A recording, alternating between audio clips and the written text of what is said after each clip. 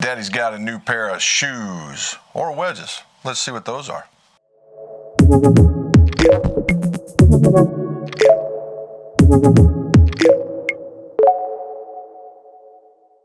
Welcome back to the McGolf Shop. Jim McCleary, Most Award Certified Club Maker, Club Fitter. If you would, how about hitting that bell down below, and that way you get more of these videos that drop. If you'd like to go further and see what's going on in the shop, check out these social platforms that I'm on: Instagram, Facebook, and Twitter. If you look at I Am McGolf or McGolf Custom Clubs, it'll get you there. Alrighty, I made a big production about it. What did I get? You saw in my line of videos I was building some clubs and I was waiting on the wedges. Well, they showed. T50s, 50, 56, and 60, and that's what we're going to go with. Now, I'm going to probably bend this one, but I've got to get them in line. I'm going to go with probably about a 5-degree implement in between each one for my pitch and wedge on down, so I have a graduated distance. I'm used to about a 52, about a half of 52 is a good 100-yard shot for me, so I might have to get recalibrated. So as we recall from another video when we reviewed the wedges, these guys bit for me and they did pretty good. I like the fact that they have a heel and toe relief. That's very, very good, and it has a sole, so I don't have to worry about pick and thumping. It'll just go and get me through. So I got TGI 95s in my irons, and they tend to work out pretty good. And when you guys saw the review, some of you mentioned that I had a gap issue, and you were correct, and I saw it. I checked my lofts, and my 5-iron and my pitching wedge were really off, and so I put those back, and then just some tweaks. So now they're all in a line, and it's pretty good. My 9-iron is just shy of 150, which is fine by me because I normally don't get exactly 150 shots. So what am I putting in the wedges? This is something cool and something newer, and it's something to show you what's available, right? So I guys do Accra. I went with the wedge shafts, and if you notice, I'm going with a red, white, and blue theme. Military, patriotic, we're good to go. So red, white, and blue. So red and blue, white and red, blue and white. So that's what they're going to be. Now, what I'm going to put in them to keep it going. So we have the Accra wedge, red, white, and blue. And so I'm going to put the blue grip with the red and white shaft, and then I'm going to put the red grip with the white and blue shaft, and then I'm going to have to make up or mock up an MCC white in order for it to have the red, white, and blue feel. So I've got to tape up, so that's going to be part of the build. So that's what we're putting in them. So like everything else, we've got to ream these guys out, which I believe I've done. And I have. I had to ream them out because these are parallel tip, not taper, although you can get them in taper, I believe. And we're ready to go. I'm not going to tip my wedge shafts because, except for the 52, which I don't have to tip because it's at the far end, right? It's going to be more of a full swing club for me, a full end half swing club, where my sand wedge and my lob wedge are not going to be full swing clubs. I normally half swings, and 3/4 swings, quarter swings, that kind of stuff. I want a little bit more snap into the ball, and that way I don't have to do that. So I'm going to get a little bit more, a little bit more, a little bit more. So that's what we're going to go with. So let's go build some clubs. All right, so to get these wedges started, we got to customize them. So when you saw in the video when we talked about it earlier, we stamped some stuff in there, and I stamped a clover because there was 36 already on there. Well, we have the clover. All right, let's see if we can get in there. There we go. We got the clover, and I got a couple extra ones, which I think will be kind of cool. Going for the military feel, right? So here's the first one. There we go. Skull and crossbones. Ha ha ha. Skull and crossbones, that's a good one. And I think what will probably be my favorite is the flag. We'll let it zoom in there a minute. Anyway, there's the flag. This one's a flag. So the American flag. So every one of them is going to get the American flag. Each one of them are going to have a slightly different theme. So here's my deal. I don't plan on ever giving these away unless one of my one left-handed kid wants them. However, they're going to stay. If I wear them out or for some reason, then they'll go up on a wall with the rest of my stuff. So first things first, let's see what I'm going to do. I'm going to start with the 60 because it goes deep, and then that's kind of going to be the reference for what I'm going to put on it. So let's go. Okay, first things first, let's give it the flag. That's a little bit bigger, so it should be all right. Let's see how this is going to work. Let's find our spot, a good spot. I think I'm going to go right about here with that. There we go. Might have have to get into a deeper flat.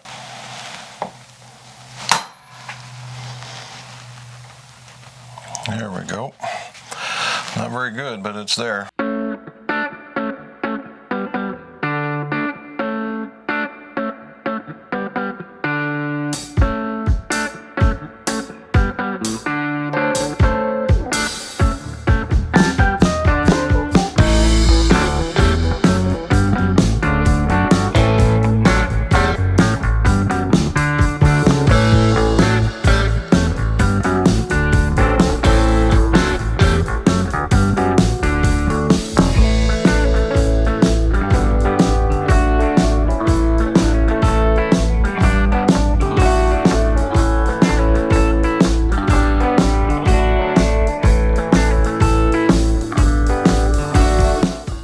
Because the glue is dried,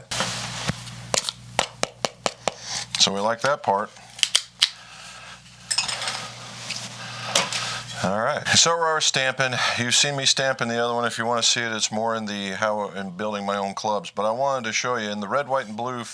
The red, white, and blue. The first one's red, and it's got all. See if I can show you. There you go.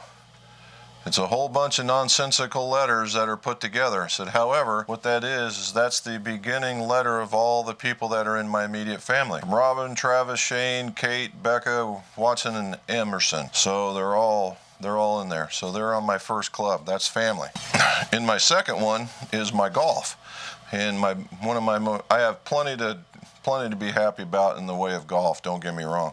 But right now, the top 100, and you see I got my little flag and some of the other things on there. But my Golf Digest top 100, and I was going to put top 5, and I just times 5, and I very well may just do that. But I can come back and get that. And then the last one is in my blue, my service. So there you go, whale dudes. SSN 638. So my family, my golf, and my service. So that's how they're going to be. So we're going to put them together, we're going to show you the grips, and then we're going to go test them and see that. So what you're seeing here is the gaps that I've certainly got with the wedges when we're using the flight scope. And that's kind of what I was looking for. The numbers aren't exactly perfect, but what can you get for indoor testing, right? I think it works out just fine. Now, when we look here, we're seeing my flights with the gap wedge, which is a full swing, and a little bit right.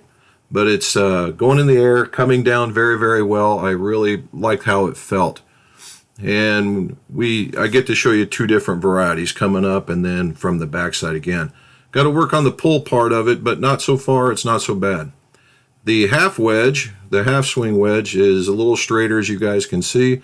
And the funny part is it spun just as much, if not maybe a little bit more. I'm running around 9,000 RPM with that, and it's not too bad at all. Now the sand wedge is next, as you see, a little higher, a little shorter, and a little bit nearer the target. And with this one, you're seeing on the reading that was 29. That was a little low. I think that had to do with the golf ball that I was using. However, not too bad. Lob wedge higher again, shorter, and then this one was the pull. I struggled with this one just a little bit. As you can see where the landing area is, there's the gap, the half gap, the sand, and then the lob wedge. Need a little more practice to get a little bit tighter, but all in all, I think it was a really, really good setup. Finally, so how did it work, right? You saw how I hit them. hit them to the inside a little bit, and that's, you know, it could be an indoor thing, could be an outdoor thing. However, I was able to take them out on a test run yesterday at one of the local courses, and I have to say I am very, very impressed. The things that happened here were totally opposite of what I was believing was going to happen, in that, you know, normally what I prescribe is a little heavier wedge shaft in order to have that little bit of a control. That still can be true in a truckload of cases. However, in this particular case, maybe not so much, because as I was telling you, so I had the family wedge, which is the red one.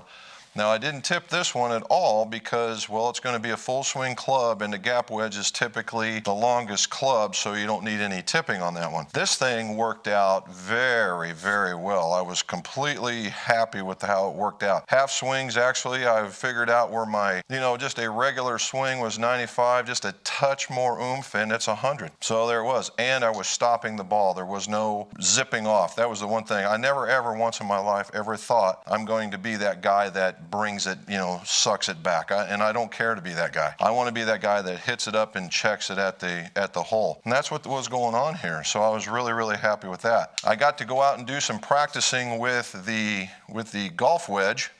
All right, my white, and I opened it up ever so slightly, and I was taking bigger swings, and it was just flying so high in the air. It was funny because, and for short shots. And that was what I was wanting, the chipping on, because around here, all our greens are like lofted. They're very lofted off of the fairways. They all have skirts around them. So if you can't get a ball up in the air and going, you know, you're in trouble.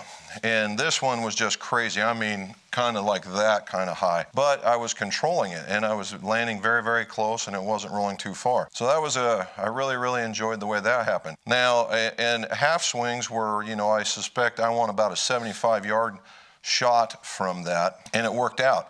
To the point I could probably put a little bit more in it, and maybe if I had an 80-yard shot, I could probably do that. But again, stopping power, right? And that's really where I was at. Now, in all these, I bent them flat about a degree to a degree and a half to mimic my irons, and that seemed to help when we were talking about going right. The other one was, as I realized my finish was kind of jammed in like that, and that was helping out. Once I realized that, I was a little more straight. On to what I thought was going to be the problem child, and that's the service wedge, the blue one, which I think is completely the coolest color of them all. However, in some cases you really don't get a chance to do it. Well, I was able to do that today, or yesterday. I opened up the club and I took the swing. Now the thing was, the differences in these versus the heavier ones is that I always landed short, and I don't know if it was just because I was afraid to make them go or whatever, but taking the exact type of swing that I was using before, I was able to gain a little bit more, and it was going a little bit further. So all in all, it turned out to be a really, really good shot. I was able to get the lob wedge even higher. I threw it over some stuff as some practice, and it did become a 50-yard club for me on a half swing. On the white and the blue shafts, the white and the blue, I did not tip them either because I never plan on using those guys as full swing clubs. So I want a little bit more snap into the ball. And it seems to be working out pretty good. The other part is that all the grinds are identical. They're a little different bounce, but they're a little heel, they're a little toe relief, and then a little back end relief. So I was able to open up the front end stayed on the ground. I could swing open with confidence and get through the ball, watch it get up, and very stylish in the bag. The guys were like, you know, my playing partner was like, "So, which wedge are you pulling out this time?" And I was like, "Well, that's the family wedge."